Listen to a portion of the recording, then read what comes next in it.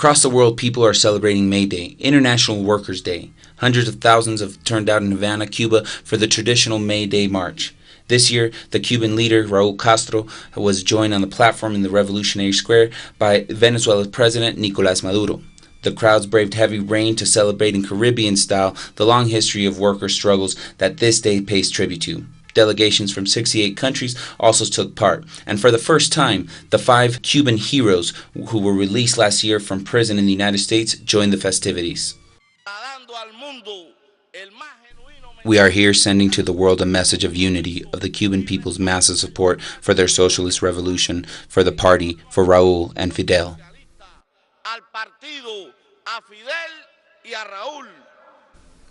We are immensely proud to pay tribute today to the workers and to have among us the 5 heroes of the Cuban Republic, Gerardo, Ramon, Antonio, and René, together with the representatives of the health workers who battles the Ebola virus in Africa. They represent for all Cubans the values of resilience, determination, and loyalty.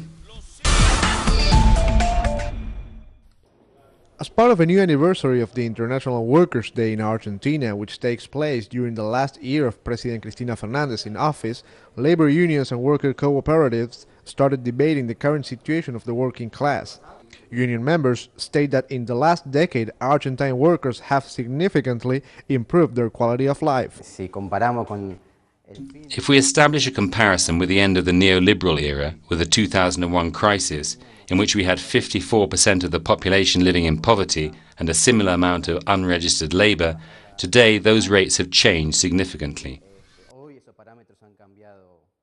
In the context of an election year, unions also point out that the goals achieved with the current progressive administration would be at risk with the arrival of the right-wing government. This government has allowed all these achievements during these last 10 or 12 years, so we cannot stay out of this debate, and it actually will not be the same if a right-wing conservative government, which could be led by Mauricio Macri or Sergio Massa, would come into office, or the continuation of a government that today is led by the Front for Victory.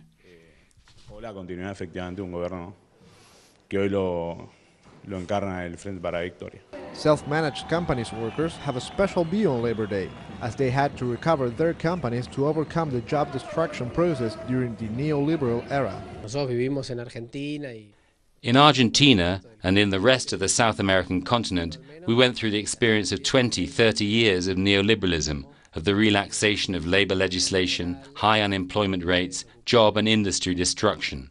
So for us, this is a recovery stage which is still in the making. The celebration of Labor Day contributes to value all that the working class has achieved during the last years and shows the need to keep the struggle for even deeper transformations. Laureano Ponce, Telesur, Buenos Aires.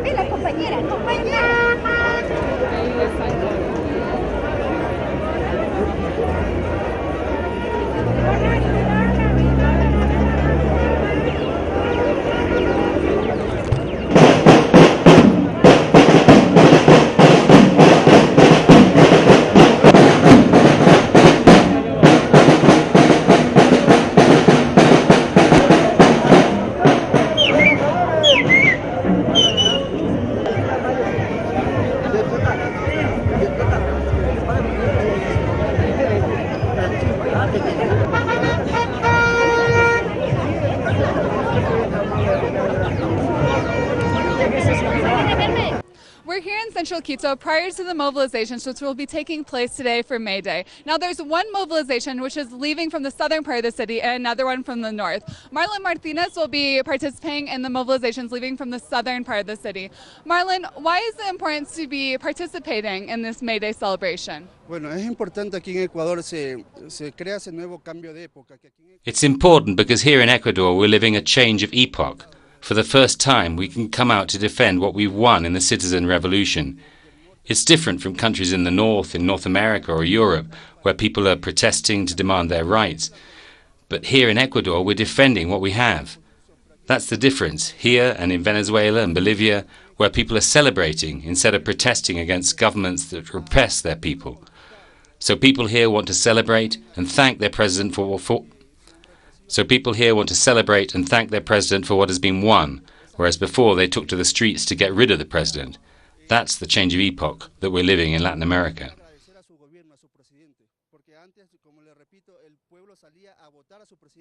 Ahora sale a defenderlo. Esa es la diferencia aquí en Ecuador y ese es el cambio de época que se vive aquí en Latinoamérica. That was Marlon Martinez speaking with Telestar English on why it's important to be celebrating workers' rights this May Day.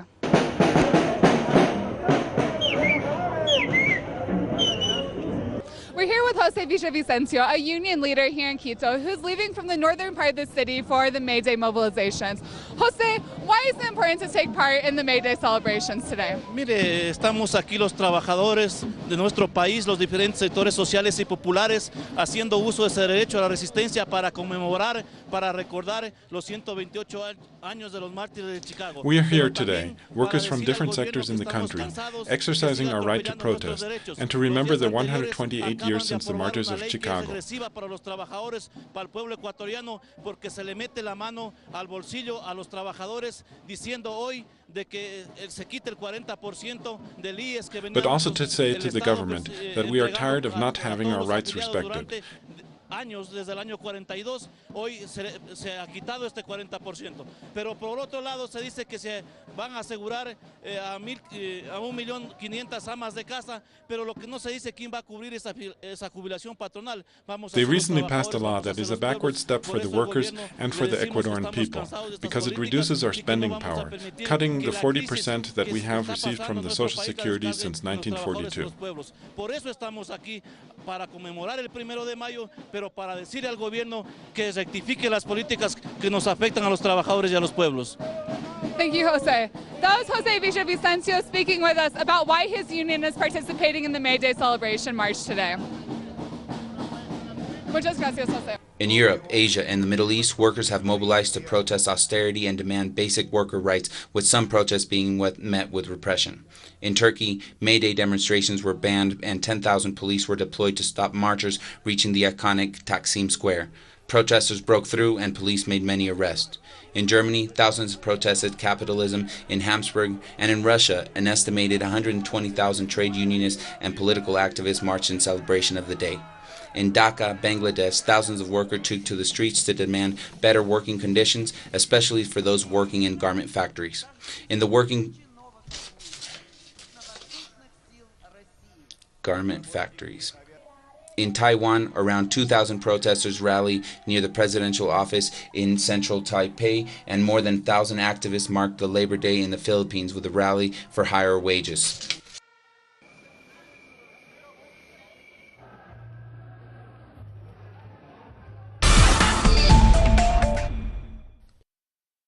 During a press release put on by the Gaza Strip's Power Authority, officials announced that they are concerned that electricity will start to be available for less than 6 hours per day in Gaza. The Director of Public Relations for the main electricity authority in Gaza, Jamal Dardisawi, warned that the company would fail to meet even a maximum of 6-hour electricity provision a day as the Qatari donated fuel aid has run out. The electricity available in Gaza is now down 25% of what it needed and expected to fall 20% or even less due to weather conditions. It has become impossible for the electricity company to meet the minimum power needs of the population of Gaza Strip, and there is rarely any fuel aid entering Gaza. Since March 2012, Palestinians in Gaza have been experiencing the worst fuel crisis to hit the territory in living memory. Over the past months, and due to the fuel shortage, blackout hours in the coastal enclave increased up to 18 hours a day. However, fuel stations are drying up as a result of the closure of fuel lines through smuggling tunnels between Gaza and Egypt, as well as the 9-year-old Israeli blockade on the Gaza Strip has left the average Gazan with precious little fuel.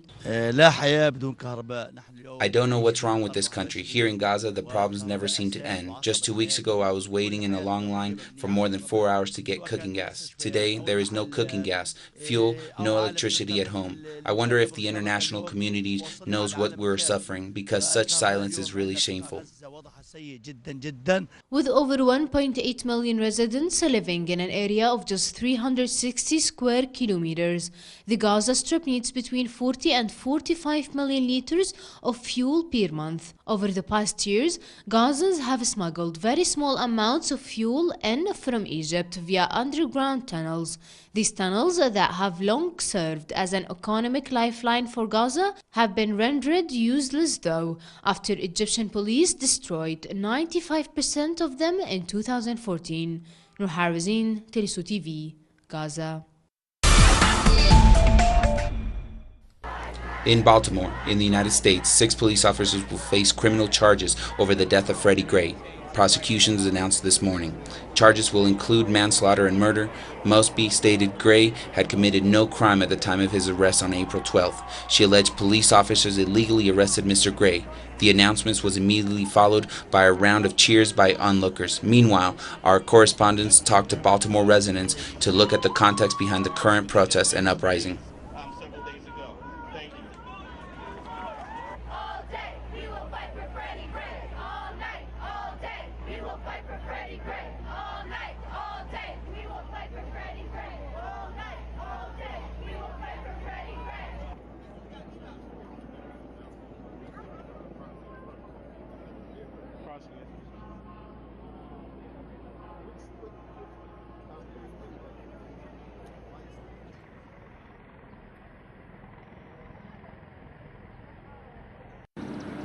Here in East Baltimore, many may call this abandonment, but some call it their home. Some of those longtime residents decry what they say is a systematic process of gentrifying their neighborhood.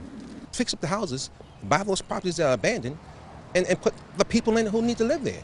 Not $200,000 houses for you over here and $10 houses for you over here. Separation is the biggest crime in the world. For activist Marisela Gomez, this scene is the backdrop and backstory to the recent national and international attention over the city's response to the death of 25-year-old man of color Freddie Gray, killed in police custody earlier this month. You gotta do is connect the dots, right? You disinvest the community, you take out all the resources to allow them to compete in society and live a vital life. You leave them as if they're stupid and they don't understand what's being done to them. And then instead of putting resources in for education and employment training, you put the budget towards policing. While the East Baltimore resident does not condone the acts of violence, she acknowledges the widespread anger and says it is clear where and how the authorities prioritize public resources. You know, Baltimore has been burning not just for 2 days or uprising. You know, this is history. This is centuries in the making. We didn't get to this in 2 days. We didn't get to like 50% abandonment, 25 and 30%. This community has like 40% unemployment. 95% of the children are on assisted lunch. That's not an overnight occurrence. Although the state of Maryland is considered one of the wealthiest in the country, Baltimore has over 16,000 vacant homes and more than 30,000 people experience homelessness throughout the year.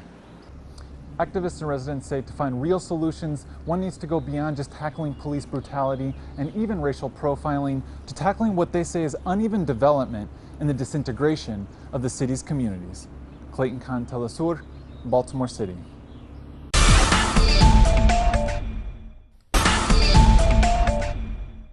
Facts that have marked the course of history. Productions designed in the English language and made for the English-speaking world. This is Documentary. Watch it on telesur.net/English. Telesur, wherever the news, you'll be there.